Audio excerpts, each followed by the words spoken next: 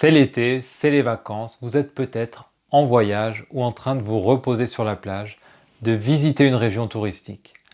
Alors aujourd'hui on va parler de tout ça, à ma façon. Vacances, tourisme, visite. En attendant, je t'invite à t'abonner à ma chaîne, là, tout de suite, pendant l'intro. Par ailleurs, je suis curieux de savoir où tu es parti ou bien où tu comptes partir en vacances cet été. Écris-le moi là, dans les commentaires.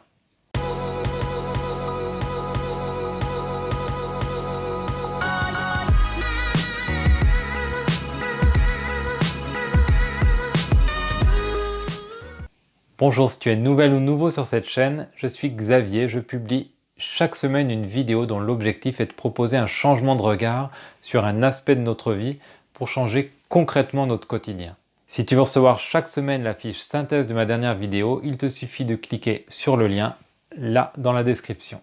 Ça faisait longtemps que je voulais faire une vidéo sur le tourisme, et plus particulièrement sur les touristes.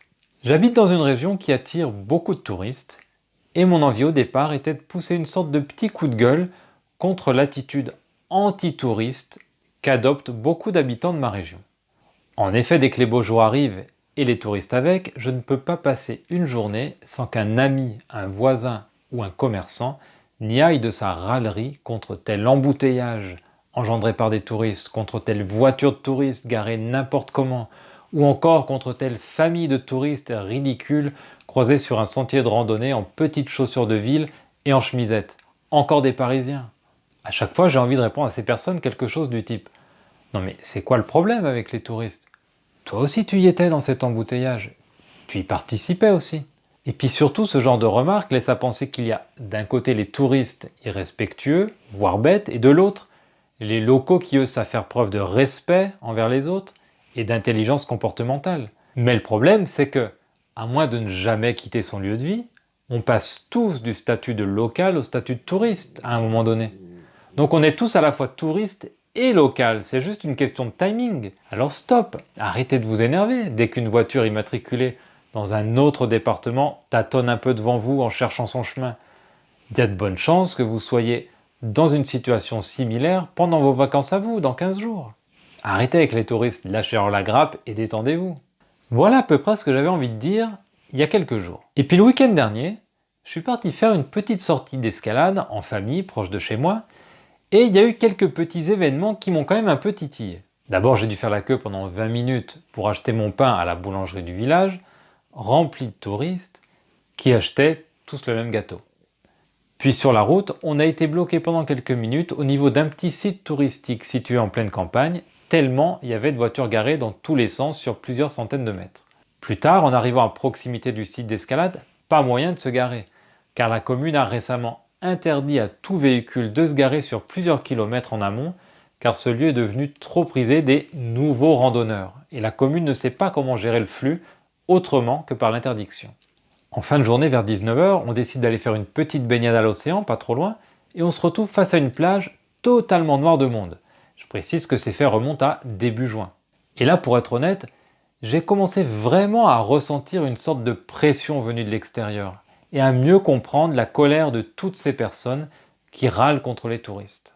Du coup, je me trouve un peu embêté. Je continue de penser que considérer les touristes comme un ensemble homogène de personnes sans éducation et accuser chaque individu touriste de tous les maux n'a que peu de sens, et ce n'est pas très constructif. Mais en même temps, je comprends vraiment ce sentiment d'invasion qui est ressenti par les locaux dès que les beaux jours arrivent. On peut comprendre que face aux avions, bus, trains et voitures qui viennent remplir de touristes les rues et ruelles de villes comme Barcelone, les Barcelonais aient du mal à faire la part des choses et aient juste envie que tout ce beau monde rentre chez soi. Ces situations qui sont devenues vraiment problématiques dans certaines villes ou régions m'amènent à questionner certains de nos comportements. Premièrement, le choix de nos destinations. Pourquoi choisissons-nous en masse toujours les mêmes destinations? Et si on se mettait à voyager dans les endroits que personne ne nous vend, sans savoir ce que l'on va y trouver, sans véritable attente autre que découvrir, passer du bon temps et rencontrer? Deuxièmement, le choix des activités. Une fois sur place, quelle forme souhaitons-nous donner à cette visite? D'ailleurs, ça signifie quoi, visiter une ville, une région? Est-ce que voir la Tour Eiffel, le Louvre Et parcourir les Champs-Élysées, c'est visiter Paris. Je pense que notre façon de visiter nécessite vraiment une réflexion. Que recherchons-nous dans le voyage?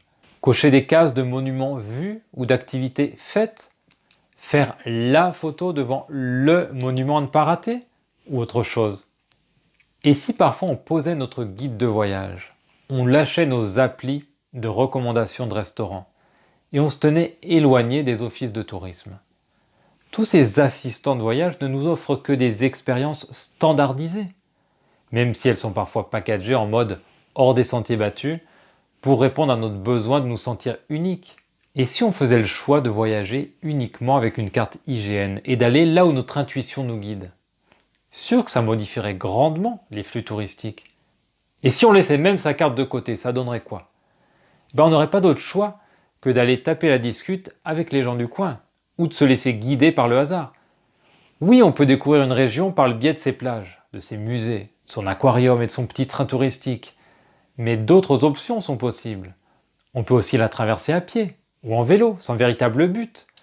Et se faire indiquer le chemin par Sophie, se faire aider à réparer un pneu crevé par Étienne, et avoir la joie de s'abriter dans une petite chapelle découverte à l'improviste pour laisser passer une averse. Je sais pas s'il y a une option meilleure qu'une autre, c'est juste différent, mais ce type d'approche permet sans aucun doute de mieux répartir les flux et de créer de vraies rencontres, plutôt que de créer de la tension entre touristes et locaux. Troisièmement, peut-être qu'on peut s'interroger aussi sur notre manière de vendre et de promouvoir toujours les mêmes lieux. Bien sûr, les régions, les municipalités, les structures touristiques, les gîtes, etc. cherchent tous à faire de la pub pour attirer le plus de monde possible chez eux. Ça, c'est un pan de l'histoire sur lequel on a peu de marge de manœuvre en tant que particulier. Mais on peut peut-être s'interroger sur notre manière de communiquer, par exemple sur les réseaux sociaux. Je lisais récemment un article qui mettait en avant l'impact des photos postées sur Instagram sur certains lieux, qui sont passés en quelques années du statut de curiosité cachée à celui d'attraction bondée. Et ce, simplement du fait de photos qui ont fait le buzz sur les réseaux. À force de partager et partager sur les réseaux nos photos des endroits les plus photogéniques, on génère, sans s'en rendre compte, une hausse de l'attractivité de ces endroits, qui deviennent mécaniquement de moins en moins agréables, pour les locaux comme pour les touristes. Mais vu que les photos continuent de circuler, le cercle vicieux perdure. En 2014, la plage de l'île Vierge à Crozon en Bretagne est classée par le journal britannique The Guardian parmi les plus belles plages d'Europe. Depuis, les photos de cette plage ne cessent de circuler et les touristes ne cessent d'affluer. Jusqu'en 2020, date à laquelle la plage a été finalement interdite pour la protéger. Nous sommes tous des habitants de cette même terre. Nous sommes tous des locaux. Nous sommes tous des touristes. Mais plutôt que de regarder l'autre comme un touriste irrespectueux ou comme un local grincheux, observons et interrogeons nos comportements et ce qu'ils engendrent. Pourquoi voyageons-nous? Que cherchons-nous à nourrir pendant nos vacances que nous ne nourrissons pas le reste de l'année? Et osons partir en vacances à Saint-Étienne ou à Montluçon et créons nos propres expériences non standardisées. Et sans attente, soyons curieux de toutes les rencontres et surprises que l'on va trouver.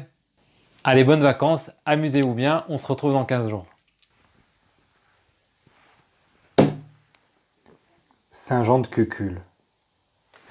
Allez les filles, on y va!